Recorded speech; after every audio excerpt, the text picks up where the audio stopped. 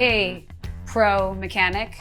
A technician. Not just any a technician. No, I'm pretty good. Pretty good. Pretty good. When you're out on the road, there's a lot of things that could go wrong and happen. And with a little bit of knowledge and a couple of good tools, you can keep rolling. There are common occurrences that you should be prepared for on the road: flat tire, Loose handlebars. exhaust, nuts and bolts coming loose, especially on Harleys. The most common tools that you would need to do some basic fixes on the road. Steve, what would you suggest? I would suggest a multi-tool. This will cover multiple areas. It's got pliers, it's got cutters, it's got knife blades, screwdrivers, can openers, files, all kinds of stuff. That'll get you by, but that'll cover a lot of tools that without carrying a whole bunch of stuff.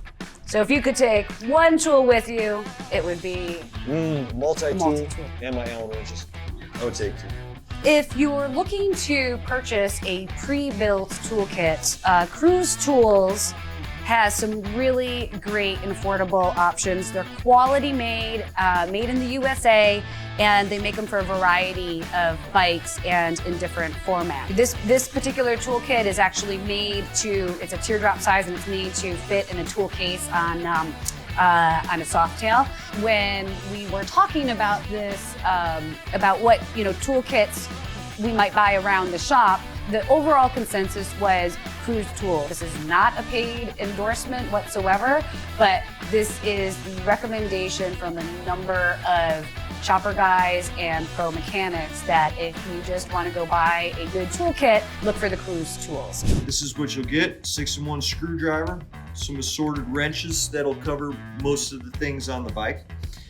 You have Torx Allen's keys right here. That'll fit most of your controls and small fasteners that you have. You have electrical tape and a spark plug gapper. You have a set of pliers, vice grip pliers right here. You have a few zip ties and some safety wire. Adjustable wrench. You have a 1/4-inch ratchet right here. You have a few sockets. You have a spark plug socket. You also have an air pressure gauge. This also comes with a handy rag. Wipe off your chrome, wipe off your hands. Some things that were added to this kit were an adapter that goes from 1/4-inch drive to 3/8 drive. That'll fit the spark plug socket along with this wrench, but it'll also fit another add-on is a 1/4-inch drive Allen socket for tightening handlebars.